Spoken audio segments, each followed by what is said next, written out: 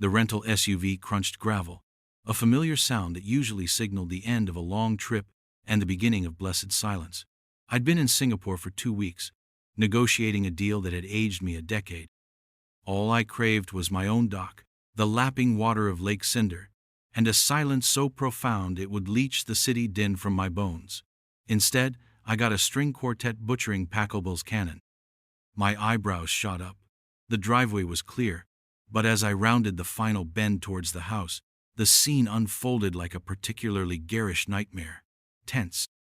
Hundreds of them, it seemed, vast white marquees, sprawling across what was unequivocally, legally, and exhaustively my prime lakefront. 200 guests, dressed in their pastel wedding best, milled about, champagne flutes in hand, a full catering setup, a dance floor, and presiding over it all, with the smug magnanimity of a feudal lord, was Karen Petrov, HOA president and architect of my impending migraine. She'd told them it was the community shore lot, a charming fiction, given I'd bought the entire 30-acre parcel, including every inch of that shoreline, 5 years prior. A fact documented in county records, so clear even a legally blind squirrel could understand them. The caterer would be sued, the DJ would be fined. And Karen? Karen would be served, mid-wedding, in front of every single one of her duped guests. The immediate outrage was a cold, sharp thing, not hot, a blade sliding into place.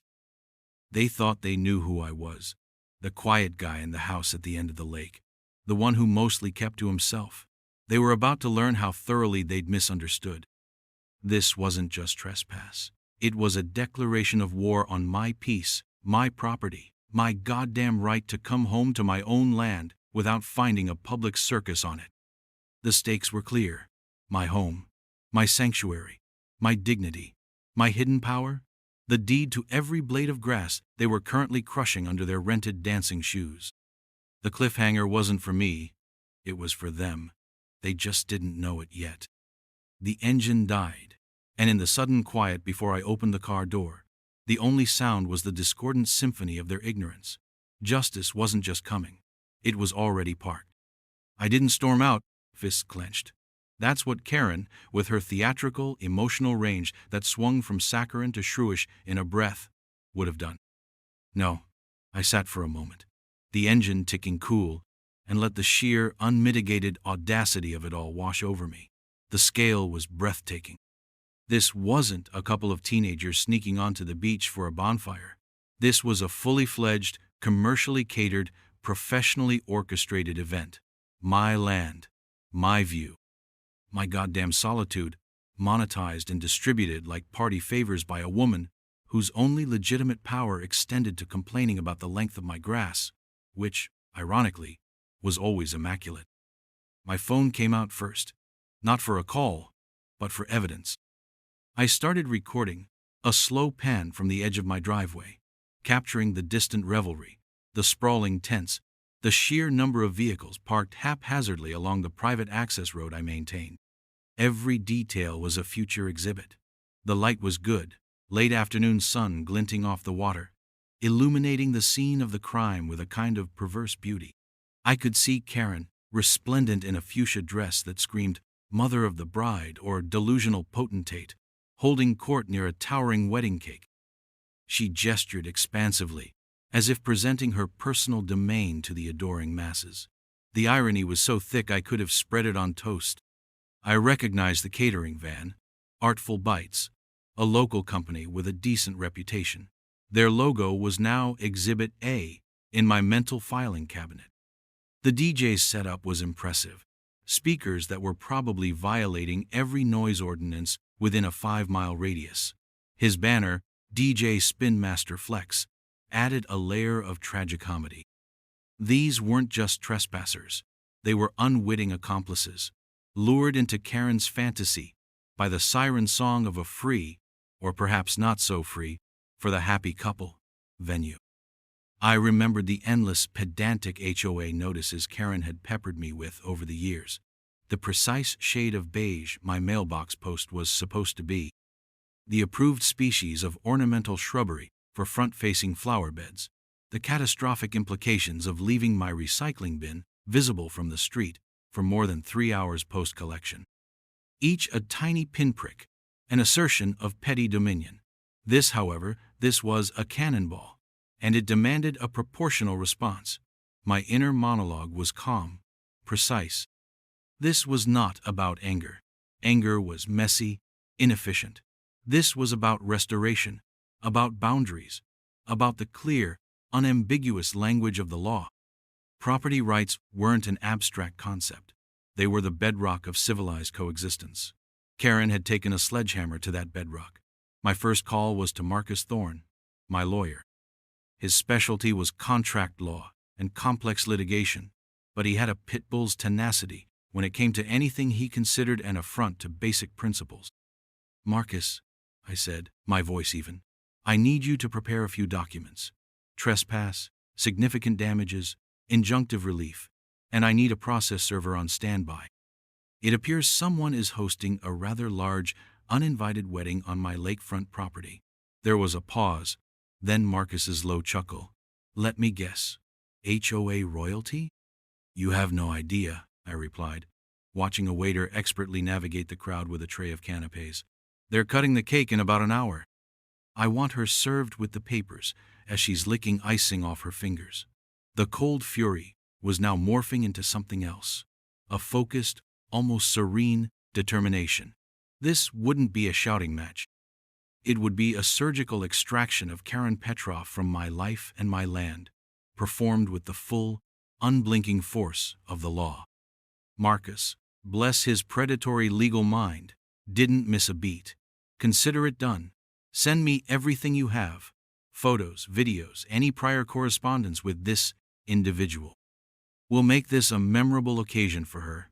His voice was laced with the kind of grim satisfaction that always reassured me he was the right man for the job. While he began drafting the initial volley of legal paperwork, cease and desist notices that were, at this point, largely symbolic but necessary groundwork. Alongside the framework for the lawsuits that would follow, I continued my reconnaissance. The guests, blissfully unaware, laughed and chatted. The happy couple, a pair of fresh-faced youngsters who probably had no idea their dream wedding was taking place on stolen land, posed for photos by the water's edge. Collateral damage, perhaps, but their naivete wouldn't shield Karen. She was the architect of this farce. I zoomed in with my phone camera, capturing faces, license plates of vendor vehicles, the sheer scale of the setup. The rental company for the tents, tables, and chairs would be next on the list. Lakeside Event Rentals, their small logo visible on the tent poles. Another exhibit, another defendant. Karen's delusion was truly epic. She operated under the apparent belief that if she wanted something to be true, it simply became so. The community shore lot was a figment of her overweening imagination, a convenient fiction to grant herself status and control. I'd seen the HOA plat maps when I bought my property. The community land was a small, rather unlovely patch of marsh at the far end of the lake, nowhere near my expansive, carefully maintained shoreline. Local authorities were next on my list. A quiet call to the non-emergency line of the county sheriff's department, outlining an unpermitted large gathering, potential noise violations, and significant trespass on private property. I wasn't expecting them to shut it down immediately. That would be too chaotic, too Karen-like. No, I wanted them aware. A report filed, it would add weight to the subsequent legal actions. The dispatcher was professional, took the details, promised to send a car to assess when one became available. That was sufficient. The wheels of bureaucracy, like the wheels of justice, often grind slowly, but they grind exceedingly fine. My inner commentary shifted to the sheer arrogance. Did she think I wouldn't come home? That I wouldn't notice? Or did she simply not care, cocooned in her self-spun narrative of importance? This wasn't just an invasion of space, it was an invasion of peace, a calculated disregard for another's rights, the kind of casual tyranny that festers in small ponds of power like HOAs. I thought of the years I'd spent curating this land, planting trees, restoring the natural shoreline, creating a haven, not for the public, for me. for my family when they visited, for the quiet contemplation that fueled my otherwise high-stress professional life. Karen hadn't just trespassed on land, she'd trespassed on that. And for that, the price would be steep. The legal machinery, once engaged, has a cold, impersonal momentum. It's a grinder. And Karen, along with her enablers, had willingly stepped into it. The satisfaction wasn't gleeful. It was the quiet hum of a complex engine correctly engaged, ready to perform its designated function. My gaze drifted back to the fuchsia-clad figurehead of this fiasco. She was now leading a conga line. The image was so perfectly absurd, so emblematic of her disconnect from reality, that a dry, humorless smile touched my lips. The dance of the damned, I thought. They just didn't hear the music yet. But they would. Oh, they would. My nephew Jake lived a few miles away. He was 22, a coding prodigy with a healthy distrust of authority and an almost preternatural ability to unearth digital skeletons. He was my kind of guy. One text message brought him over, his beat-up Subaru, pulling in quietly behind my rental.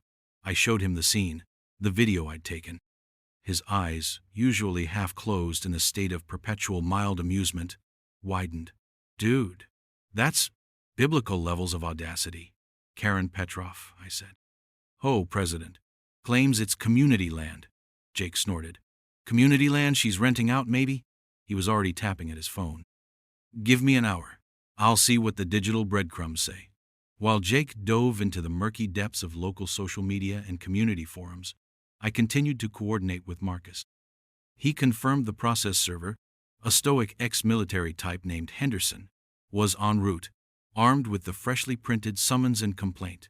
We discussed strategy. The goal wasn't just to stop this event, which was already well underway, but to inflict maximum legal and reputational damage on Karen for her egregious overreach. The neighbors, the neighbors. I could see a few of them. Mrs. Henderson from 2 lots down, peeking through her blinds. Old man Hemlock, pretending to prune his roses with unusual vigor, his gaze flicking constantly towards the circus on my shore. Their silence was a familiar chorus. Karen had ruled the Cinder Lake HOA with a rod of iron and a sheaf of nonsensical bylaws for years. Most residents found it easier to acquiesce than to fight her endless draining battles over Triviana. Their quietude now, however, felt less like apathy and more like a held breath. Perhaps they sensed a shift in the power dynamic. Perhaps they were just waiting to see who would blink first. Jake emerged from his digital spelunking an hour later, a predatory glint in his eye. Okay, so, get this. Karen posted on the Cinder Lake Community Connect Facebook page, a closed group, naturally 2 months ago, advertising the beautiful community shoreline event space for private functions. Rates available on request. He showed me the screenshots. There she was, smiling benevolently in her profile picture, beside a post extolling the virtues of the lakefront, my lakefront Oz, a premier wedding venue. And, Jake continued, swiping to another screen, I found the wedding photographer's Instagram. Hashtag Peterson Harris Wedding, Cinder Lake Bliss. Lots of lovely shots. Including one of the happy couple handing Karen a rather thick envelope, captioned, Thanks to our amazing coordinator, Karen, for making our dream day happen at this stunning location. He grinned. She didn't just allow this. She sold it. This isn't just trespass. This is fraud. The word hung in the air, cold and sharp. Fraud. That elevated things considerably. Marcus would be delighted. It added a criminal dimension, a layer of malfeasance that went beyond mere stupidity or arrogance. Karen hadn't just made a mistake. She'd engineered a deception for personal gain, using my property as the bait. This changed the tenor of the impending confrontation. It wasn't just about reclaiming my land. It was about exposing a con artist. The caterers, the DJ, the rental company, they might have been duped into believing it was legitimate community land. But Karen knew. She had to know. The sheer, unadulterated gall of it was almost impressive in its villainy.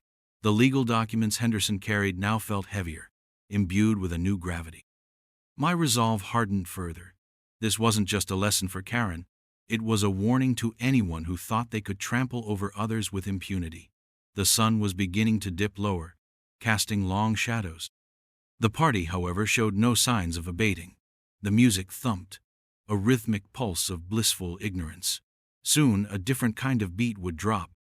The process server, Henderson, arrived looking like he'd stepped out of a Raymond Chandler novel, all quiet competence and an air of seen-it-all weariness. He was a big man, but moved with surprising stealth. We synchronized watches, an entirely unnecessary but satisfyingly dramatic gesture. Marcus had briefed him meticulously. Serve Karen Petrov directly, publicly, during a moment of high visibility. The cake-cutting ceremony was scheduled for 6:30 p.m., according to a discreetly placed program I'd spotted near the entrance to the main marquee. Perfect. Jake, armed with his phone, positioned himself for an optimal video angle from a discreet distance, hidden by a cluster of ancient pines on the edge of my unaffected property line. I remained further back, near my house, a silent observer to the unfolding drama. My presence wasn't required for this act. The law, embodied by Henderson, would speak for itself. The band took a break, and a master of ceremonies, a man with an overly enthusiastic voice and a microphone, announced the imminent cake cutting. The bride and groom, beaming, stood by a multi-tiered confection that looked like it could feed a small army. Karen, fuchsia, radiating self-importance, hovered nearby, no doubt ready to bask in the reflected glory of her event. Henderson began his approach. He moved, not like a predator stalking prey, but like an inevitable force, a glacier carving its path. He was polite, almost deferential, as he navigated the periphery of the crowd, his eyes fixed on Karen. A few guests glanced at him, a momentary flicker of curiosity, then returned their attention to the spectacle of the cake. The MC was mid-sentence, and now, for the moment we've all been waiting for, a symbol of their sweet future together, when Henderson reached Karen. He spoke quietly, but his voice, even from my distance, seemed to cut through the ambient chatter. I couldn't hear the words, but I saw Karen's smile falter, then freeze. Her head snapped towards him, a brief, sharp movement of inquiry turning rapidly to indignation. Henderson extended the sheaf of documents. Thick, official-looking, undeniable. Karen's hand, which had been poised to applaud the happy couple, remained suspended in midair. Her face was a study in rapid emotional transition, confusion, annoyance, dawning horror, and then pure, unadulterated fury. The fuchsia seemed to vibrate with her outrage. A localized hush fell around them. Guests closest to the interaction turned, sensing a disruption in the carefully curated joy. The bride and groom, knife poised over the cake, looked bewildered. The MC's voice trailed off. All eyes were now on Karen and the implacable Henderson. She snatched the papers from his hand as if they were venomous. Her voice, when she finally found it, was high-pitched, incredulous. "What is the meaning of this? Who are you?" Henderson simply stated his name and his purpose, his demeanor unchanging. He'd done his job. He turned, and with the same quiet efficiency, began to walk away. The moment stretched, taut and silent, save for the lapping of the lake water against my shore. Then Karen erupted. It wasn't a dignified objection. It was a shriek. "This is outrageous. This is harassment. I am the HOA president." The beautiful, terrible irony of her proclaiming her title, the very instrument of her hubris, at the precise moment her authority was being legally challenged, was exquisite. She looked at the documents, her face contorting, then glared around wildly, as if seeking an ally, a defender. But all she found were confused, concerned, and increasingly alarmed faces. The party had, quite literally, stopped. The music was off. The laughter was gone. All that remained was the raw, exposed nerve of Karen's public humiliation, served on a silver platter of legal due process. From my vantage point, I allowed myself a small, grim smile. The first movement of the symphony of consequences was complete. Karen's meltdown was a spectacle worthy of a primetime drama, though lacking any of its subtlety. "This is my community event. she screeched, waving the legal documents, as if trying to ward off a vampire. The papers, however, were not holy water. They were a binding contract with reality, a reality she had spectacularly ignored. Her face, moments before wreathed in proprietary smiles, was now a mask of incredulous fury, splotchy and unattractive. The fuchsia dress seemed to dim under the weight of her distress. Guests were murmuring, a confused buzz spreading through the crowd like a contagion. The bride, poor girl, looked like she was about to burst into tears. The groom, his arm protectively around her, stared at Karen, then at the retreating figure of Henderson, his expression shifting from bewilderment to dawning anger. "What's going on, Karen?" he demanded, his voice cutting through her tirade. "What are those papers?" Karen rounded on him, her voice dripping with venom. "It's nothing. It's a misunderstanding. Some jealous lunatic trying to ruin your special day." She gestured vaguely towards my property, towards where I stood, unseen. The jealous lunatic defense was a classic, if uninspired, choice. But the legal language on the summons, clear and unambiguous, even to a layperson, told a different story. Trespass, damages, fraud. These were not the words of a petty squabble. Several guests, those with perhaps a keener sense of self-preservation or a lower tolerance for public displays of hysteria, began to discreetly edge towards the exit. The caterers had stopped all service, their staff frozen mid-motion, looking at each other with wide, worried eyes. The head caterer, a woman I'd seen earlier bustling with efficiency, was now pale, clutching her phone, presumably already calling her own lawyer. DJ Spin Master Flex had wisely cut his power, the sudden silence amplifying the awkwardness. He began to look like he wished he could spin himself into another dimension. Karen, realizing she was losing her audience and her composure, tried a different tack. She attempted to rally the wedding party. "Don't let this spoil anything. We will continue. This is just a bureaucratic hiccup." But the spell was broken. The carefully constructed illusion of a blissful, legitimate lakeside wedding had shattered. The guests were no longer participants in a joyous celebration. They were attendees at a public unraveling, and worse, potentially accessories to a significant legal transgression. They were trespassing. On a grand scale, on land belonging to someone who was clearly not amused and very well armed, legally speaking. More guests started to leave, a trickle becoming a stream. Cars started, engines rumbling to life, a counterpoint to Karen's increasingly desperate protestations. The happy couple was now in a heated, though hushed argument with her. The thick envelope Jake had seen in the Instagram photo suddenly seemed a very pertinent point of contention. The power of that single, well-timed service was profound. It wasn't just about delivering documents. It was about shifting the narrative, about puncturing the bubble of Karen's authority in the most public and undeniable way possible. She had built her kingdom on bluff and bluster. Now, confronted with the cold, hard steel of the law, her foundations were crumbling. The sight was, I confess, deeply satisfying. Not out of malice, but out of a sense of order being restored, of a bully finally facing a consequence she couldn't dismiss or deflect. The sun dipped below the horizon, and the festive lights strung around the tent suddenly seemed garish, illuminating a scene of disarray and hasty retreat rather than celebration. The party was well and truly over. The lawsuits landed with the satisfying thud of inevitability. Marcus didn't pull any punches. Artful Bites Catering, DJ Spin Master Flex, and Lakeside Event Rentals each received their own personalized invitations to the legal party, detailing their complicity in the trespass and seeking damages for their unauthorized commercial use of my property. Their reactions were predictably panicked. The owner of Artful Bites, a Ms.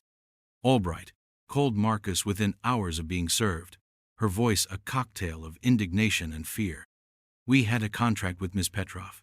She assured us it was community property, fully permitted for events. Marcus, in his calm, lethal tone, explained the concept of due diligence, or rather, the lack thereof on her part. Ms. Petrov's assurances, unfortunately, do not supersede clear property laws. Ms. Albright, You were operating a commercial enterprise on private land without the owner's consent. That has consequences. Her protests about being misled were met with the cool logic that a simple check of county records would have revealed the truth. Ignorance, in this case, was not bliss. It was expensive. DJ Spin Master Flex, whose real name turned out to be Kevin Flanagan, initially tried to bluster, claiming he was just providing a service. Marcus disabused him of this notion quickly, pointing out that his service directly contributed to the unauthorized use and enjoyment of my property, complete with noise pollution that likely violated several local ordinances.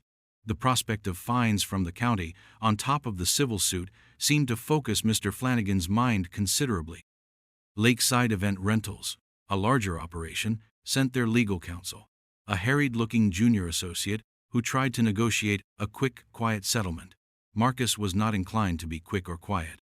Your clients, he informed the young lawyer, profited directly from an illegal occupation of my client's land. Their equipment constituted the primary infrastructure of this unauthorized event. We will be seeking full recovery of damages, legal fees, and a clear admission of liability.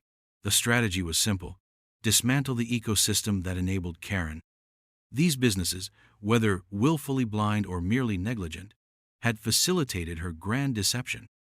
By holding them accountable, we sent a clear message. Associating with Karen Petrov's brand of improvised legality was bad for business. Very bad. Their immediate defense, almost universally, was to throw Karen under the bus. Copies of contracts signed with Karen, emails where she guaranteed the legitimacy of the venue, all started flooding into Marcus's office. It was a beautiful cascade of self-preservation, each vendor scrambling to distance themselves from the radioactive HOA president. This wasn't just about financial recovery for me, though the damages were substantial. The cost of surveying for any damage to the land, the loss of quiet enjoyment, the sheer flagrancy of the commercial exploitation. It was about accountability. It was about ensuring that Karen couldn't simply shrug this off as a misunderstanding and continue her reign of error. The vendors, facing their own significant legal and financial jeopardy, became unwitting crowbars, helping to pry open the lid on Karen's broader pattern of misrepresentation and abuse of her HOA position. Their fear was a powerful solvent, dissolving the veneer of community spirit Karen had tried to paint over her actions.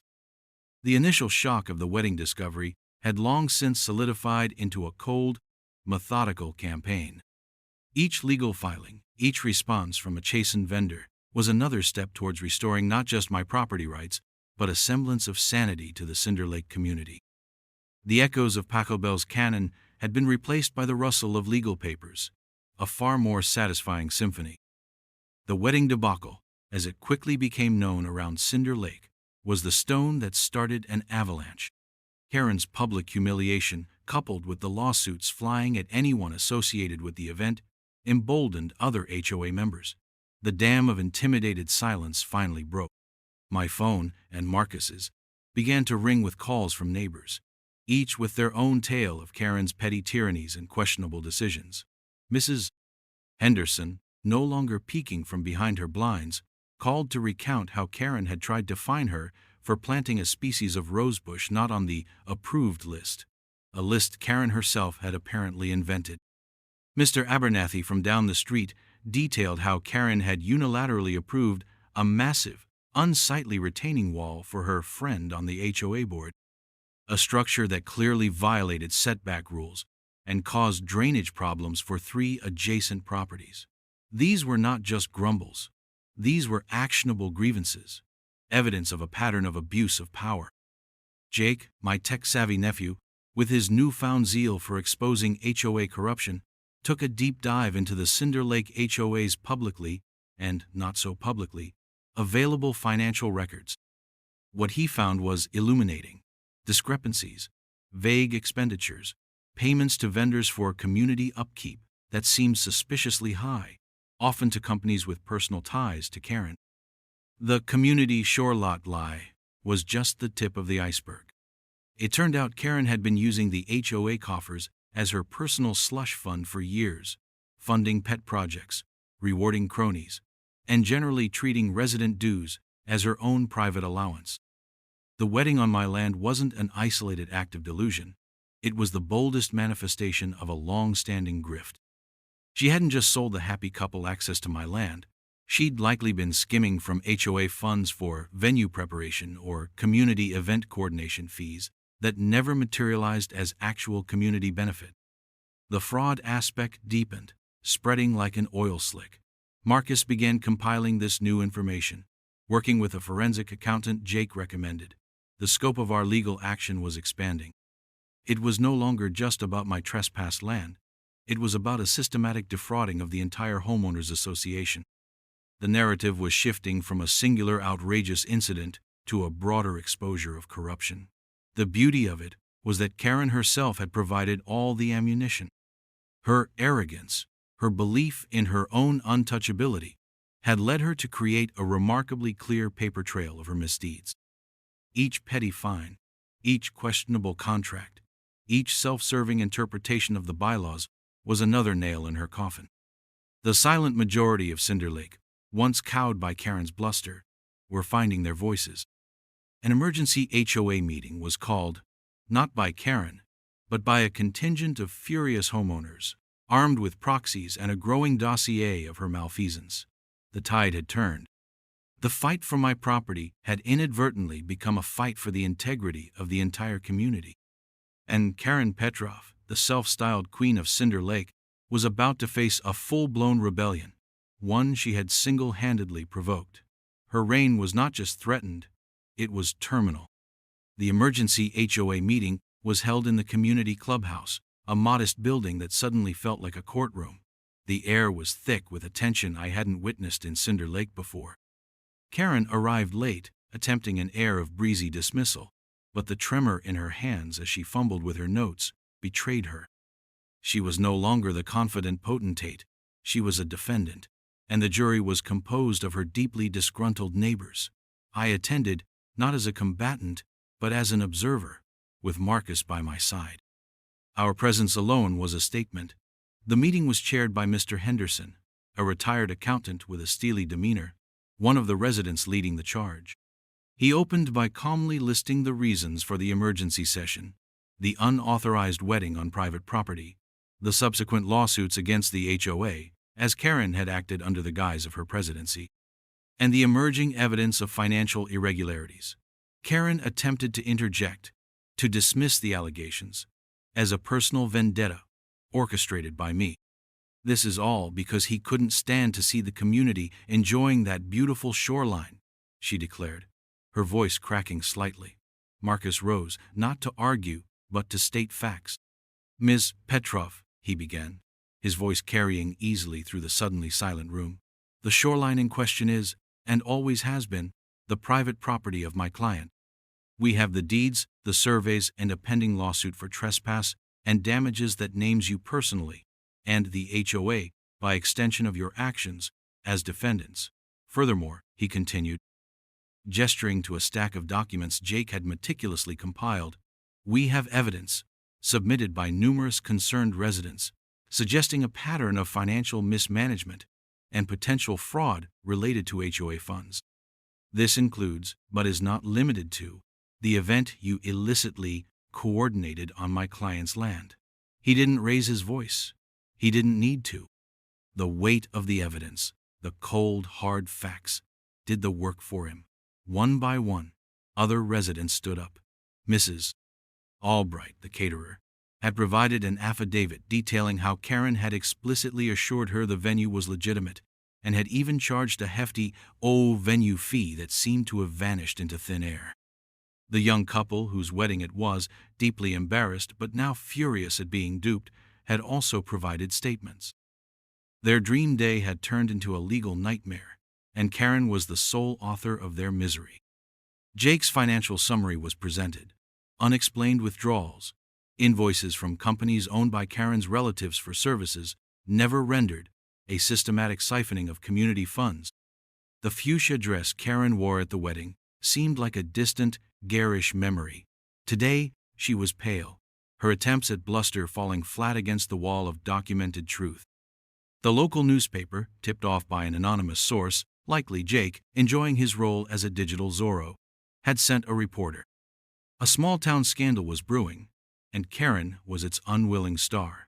HOA president faces accusations of fraud, mismanagement after lakeside wedding fiasco. The headline practically wrote itself. Her carefully constructed world of petty tyranny and financial opportunism was collapsing in real time under the fluorescent lights of the community clubhouse. There was no escape, no deflection, no charming her way out of this. The votes were cast. A motion of no confidence, a vote to remove her as president, a vote to authorize a full forensic audit. Each passed with an overwhelming majority. Karen Petrov sat stunned, motionless, as her reign officially ended. It wasn't a dramatic explosion, but a quiet, collective, and utterly definitive dismantling. The public downfall was complete. The satisfaction I felt was somber, not triumphant. It was the quiet relief of a necessary, unpleasant task finally concluded. The aftermath was both swift and thorough. Karen Petrov, stripped of her HOA presidency and facing a barrage of legal actions, became a Cinder Lake pariah. The forensic audit confirmed Jake's initial findings and unearthed even more layers of her financial chicanery. Criminal charges for fraud and embezzlement were filed by the county prosecutor. Her assets were frozen pending the outcome of the civil suits. The fuchsia dress probably went into storage, unlikely to see another celebratory occasion anytime soon.